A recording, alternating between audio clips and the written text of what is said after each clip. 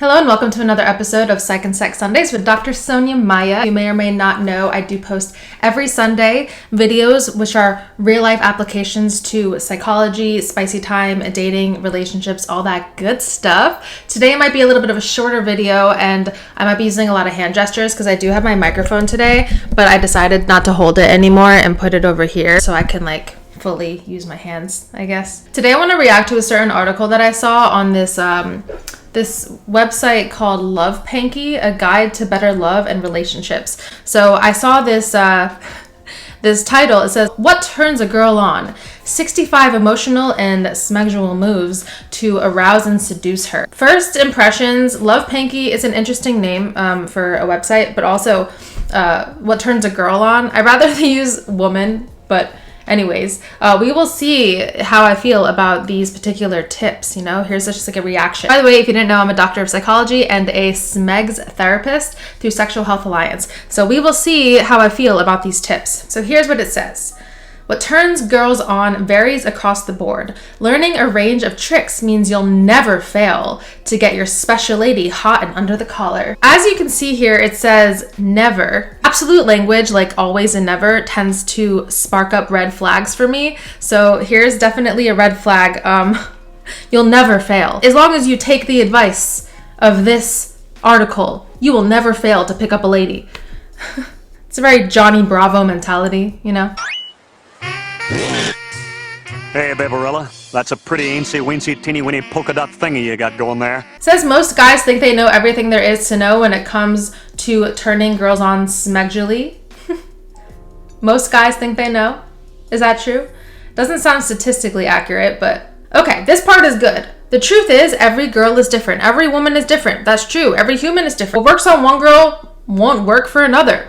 It might. So they should say may not work for another. Okay.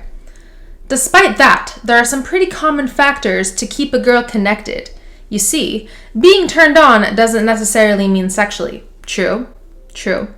Arousal and intimacy doesn't always have to be sexual. You can turn her on mentally and make her want to know more. It's a whole package, and that's something that many men don't seem to understand. Here it says, men are simple. Take a beautiful face, a sexy body, a warm smile, and she's already halfway towards being a man's dream girl. That is quite the generalization. They're not always that shallow. Is that the word? Shallow? Men are simple. This generalization doesn't make any sense. There's a lot of men that look for more deep qualities in a woman than just a beautiful face and a sexy body. Yeah, okay. So this is definitely not science-based. So that's why I'm kind of making fun of it. With women, it's difficult.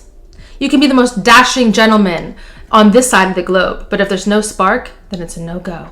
If you're looking specifically for details to turn a girl on in bed, use these 46 secrets. Ooh, it's a secret. It's a secret. To sexually arouse a woman mentally without making it obvious. Slick. If you want a girl to enjoy the time she spends with you sexually, it's giving me Key and Peele vibes. And that's when I hit it. Sexually. Body 10, face 10. Body 10, face 10. That's my weakness. You have to get her warmed up first. Okay, they keep saying this. They're like, men don't know anything. And I have talked about this before. There is an issue with big O gap and a lot of men not caring for a woman's needs. But the fact that they keep repeating themselves, it's like, oh, you need this article. You need the secrets. I do agree that you have to get her warmed up first. Any individual has to be warmed up first. You can't just go straight in hot. Got to warm up the oven. Foreplay. Yeah. All right, I'm going to skip through all of this nonsense and let's get to the secret sauce. Number 1, that musky, manly scent. Smelling this familiar scent on our man turns us on in a flash.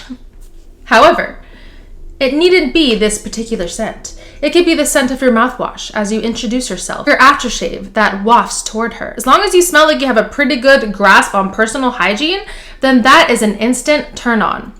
Okay, I agree. Yes, I agree that somebody, anybody, woman, man, other, hygiene is important. I think we can all agree. The whole smelling this familiar scent will turn them on in a flash is definitely not accurate for everybody. Yes, of course, a really nice smell is going to be a turn on for people in some cases, and pheromones are a real thing. But this particular tip is giving me like those old school Axe body spray vibes where you use Axe and then all of a sudden all of the women are like running towards you, like that whole fantasy.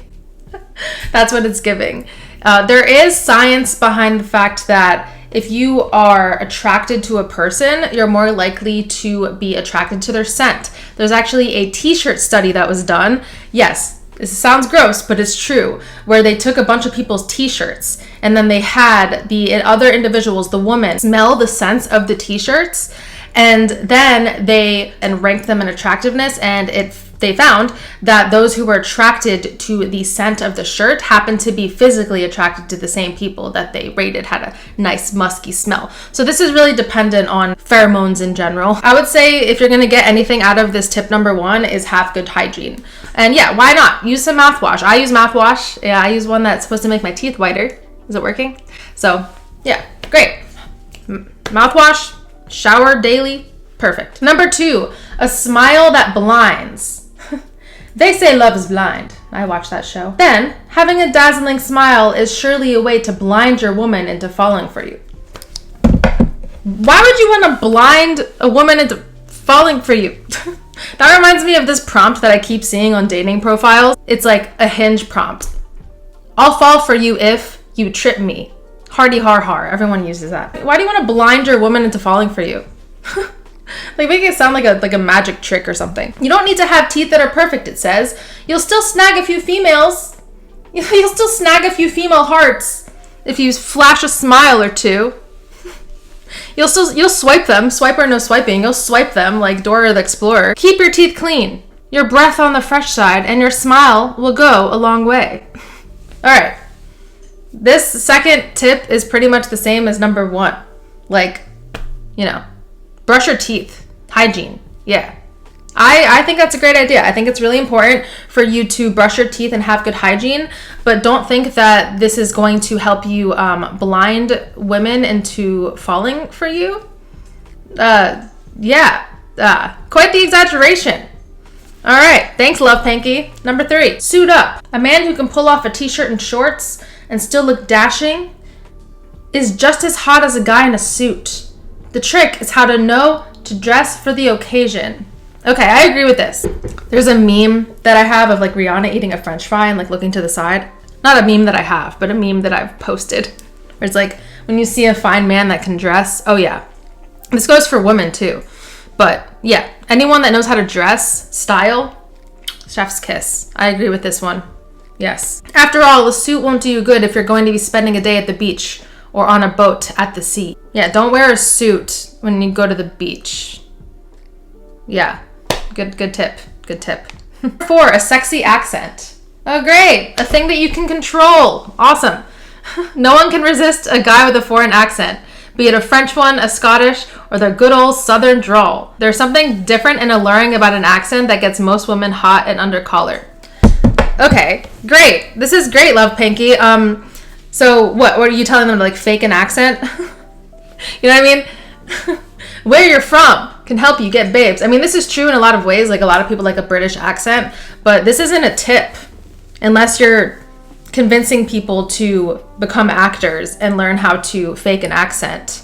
Or I don't know, maybe it's innocent. Maybe you're just learning an accent just to like attract someone, and then you're letting them know right away that this is actually how I speak. But no, that's just, yeah, it's not a great tip. It's just like a fact. Like, yeah, people like accents. Okay, great. Number 5, a bookworm. There's something about men who read books that turns women on. Oh yeah? Some women prefer men who read books instead of reading devices, while some are not as choosy. As long as you're reading, you're sure to attract women who like their men brainy. Ugh, I do not like how this is written. Who like their men brainy? Intelligent. Okay, I could see that. Like, yeah, I think that it can be nice to date somebody who likes books sometimes, especially if you're into books as well. You can share that passion, that kind of thing. there is an issue in society, and I've been posting about this, where people get really attached to their phones, where we live in a day and age where people they're just really consumed with their phone. And that can be hard for connection because people might not be connecting with one another when they're on their phone too much. So maybe if you are more into reading, this can be helpful. Get over a phone addiction if you're on your phone too much and pick up a book. And in general, but some people just aren't into reading. I'm one of those people. I read a lot of like research, because like I had to, as a doctor and stuff. But I actually don't read books that often. I like audiobooks and podcasts and YouTube videos like this one, but I don't read a lot. But I think it can be an attractive quality, definitely. Yeah. Number 6, passion.